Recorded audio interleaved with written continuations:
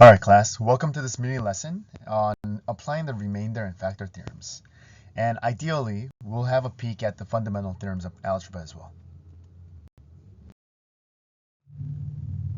Okay, now more specifically, this mini lesson is going to be on Unit 2, Skill Number 2, theorems for evaluating and finding zeros. Now at the bottom, as you can see, the remainder theorem, factor theorem, and fundamental theorem of algebra, these are all theorems that I would like for you to learn. Now, as you can see, the last theorem, fundamental theorem of algebra, is shaded because in an ideal scenario, it would be best for you to learn all three of them. But for this lesson, let's focus on the first two. Now, in class, you would have already been introduced to remainder theorem. Now, for the time's sake, I'll have to give you a main lesson on factor theorem. So let's get started. Now, as you've already seen this similar slide in the previous mini lesson, please repeat after me. I will be able to. And then go on to say, I will be able to, number one, apply the remainder theorem to evaluate polynomials. And two, I will be able to apply the factor theorem to find zeros of polynomials. And lastly, I will be able to classify zeros using the fundamental theorem of algebra. All right. After you do it, let's move on. Now, as you can recall from class, we've already looked at this slide saying find p of 2 if p of x is equal to x cubed minus 7x squared plus 4x plus 12. Now, as you can see at the top, evaluating polynomials the hard way. The hard way is something that we've been doing so far, which is substituting. So you substitute the 2 into the x and then find the answer. Now, p of 2 is going to equal 0. All right. Now, for the 0, now, the second method would be using long division to find the quotient. Now, p of 2, we're given p of 2, and this 2, now let me use a laser. So p of 2, this 2 number is going to be put into x minus a number. Now, remember, x minus k or x minus c. Now the c or the k value is 2. So now you can recall from class, we used long division to find the quotient, and the quotient was actually x squared minus 5x minus 6, and the remainder was 0. All right, so this is something that you can already do. But as the title says, this is evaluating polynomials the hard way. Now, do you notice anything cool? As you can see, p of 2 is actually 0, which is actually the remainder 0 when p of x was divided by x minus 2. Let's keep that in mind. Let's remember this and try to go on.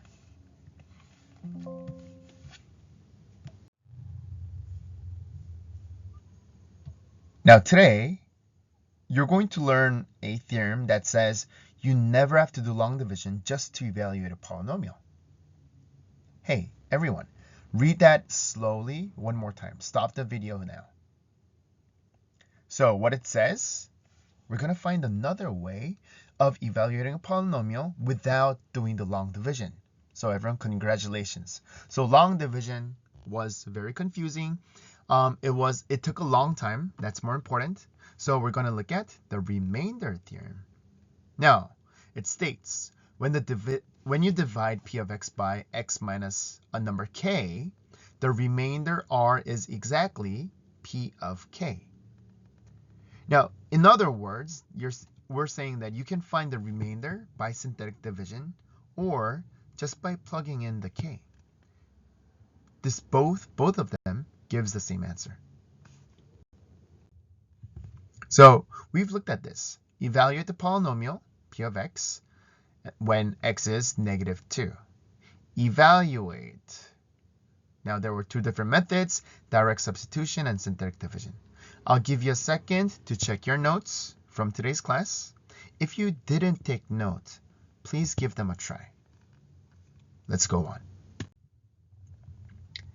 Now it's your turn. It was your turn in class to solve this question using direct substitution, which is substitute the x value with 3 in each one, and then use synthetic division. So we have 2, there's no x cubed term, so it's going to be 2, 0, negative 3, 5, negative 10.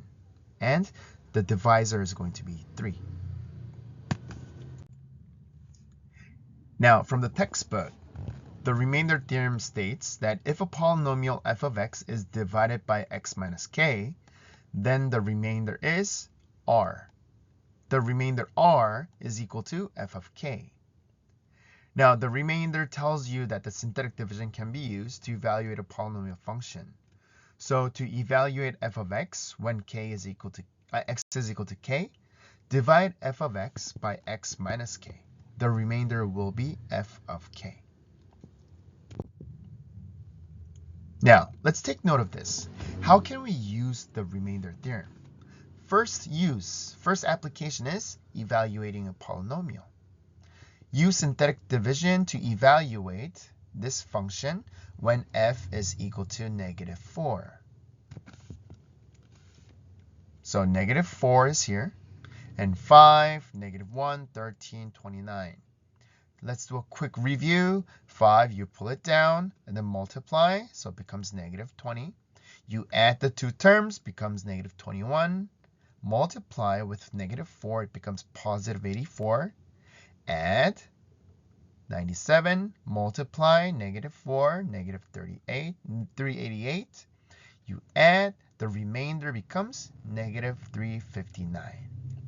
So the solution states the remainder is negative 359. So you can conclude the remainder theorem that f of negative 4 is equal to negative 359. Interesting. So now it's your turn.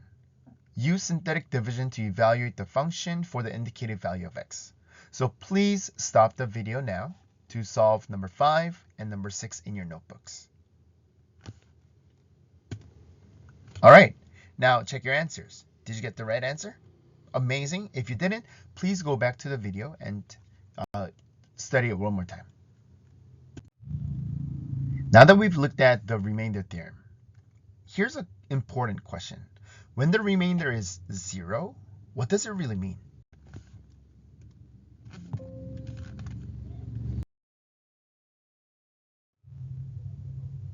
So let's go back to our very first example. Find p of 2 if the function is given and p of 2 was equal to 0.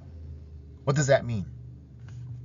And you would say 3, 2, 1. X minus 2 is a factor of p of x, right? Now, we have that because factor theorem states that p of x has a factor x minus c if and only if p of c is equal to 0. Please write this down.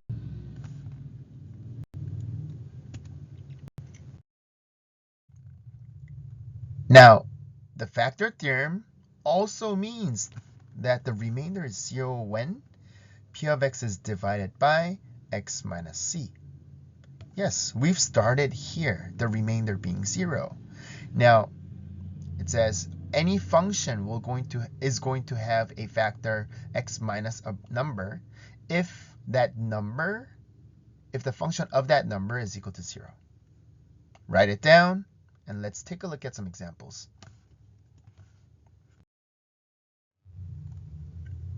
Oh, this slide is basically the factor theorem, so I changed the title and the animation. Yay! Let's move on.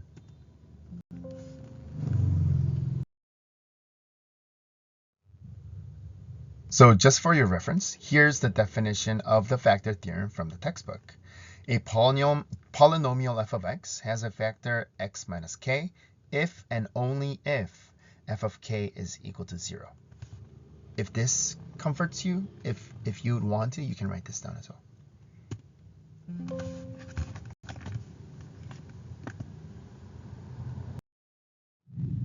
Now, how are you going to use the factor theorem? So first one, you can use the factor theorem to determine whether a linear binomial is a factor. So let's look at the question. Determine whether a, x minus 2 is a factor of the function x squared plus 2x minus 4. Okay, so x minus 2, would it be a factor of this? And how do we check? Using the factor theorem. B, x plus 5 is a factor of f of x. Now, is that a factor of the function? Here's the solution. So part A, all right, let's try direct substitution with part A. So you substitute into it, and 2 squared, 4 minus 4. So f of 2 is equal to 4. It's not equal to 0.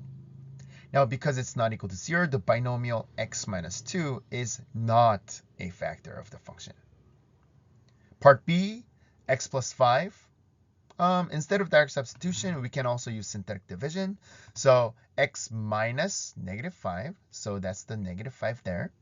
And the function 3, the coefficients are 3, 15, negative 1, 0. The x term is 0, and then 25. So 3, 15, negative 1, 0, remember, and 25. So let's do synthetic division. Pull it down, multiply, add, 0, multiply, add, negative 1, multiply, positive 5, add, positive 5, multiply, negative 25, and the remainder is 0. So from the synthetic division, we can conclude that because function of negative 5 is equal to 0, the binomial x plus 5 is a factor of the function. Amazing. So part A is not a factor. Part B is a factor. This is one application of the factor theorem.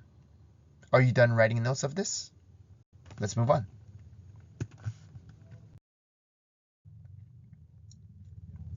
Now the second way, second method, second application of the factor theorem is factoring a polynomial. Let's take a look. Show that x plus 3 is a factor of this function, then factor f of x completely. All right, now before we start, look at x to the power 4 plus 3x cubed minus x minus 3. Can you factor this by yourself? Is it possible?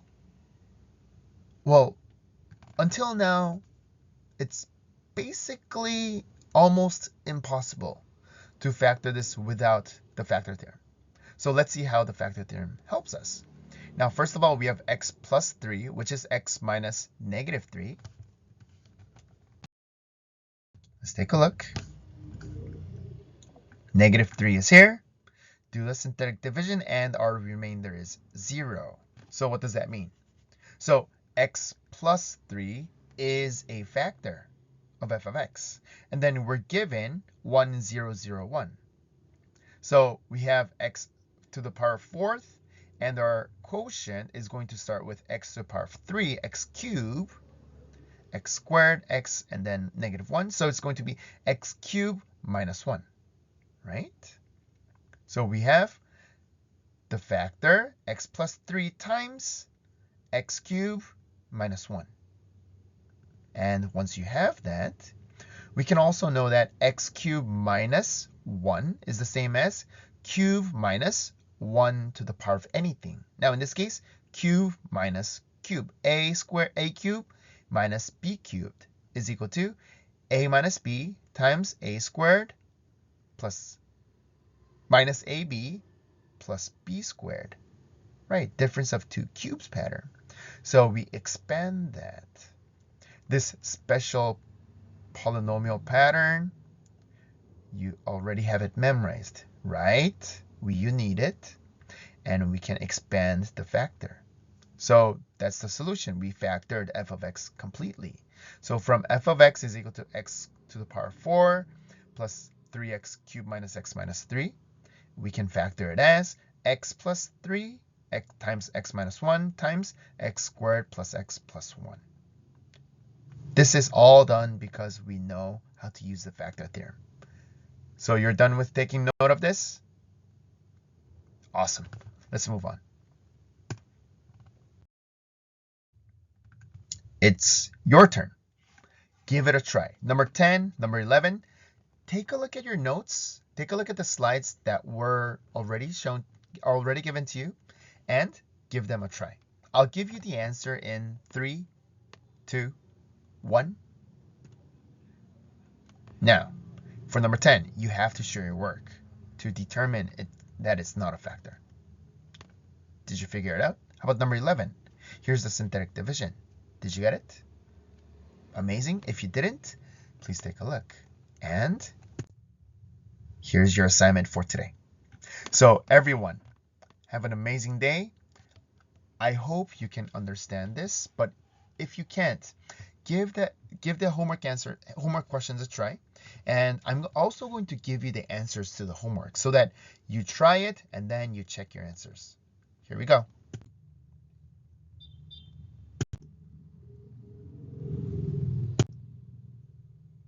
For these questions, please show your work and then. All right, guys. Well, have a wonderful day. Just remember that you have a quiz coming up on Monday, and that quiz is going to include the factor theorem, the theorems. Oh, let me be clear. All the theorems that you've learned so far, and factoring polynomials and long division and synthetic division from this week, previously. All right. Have a wonderful weekend, everyone. Go Knights!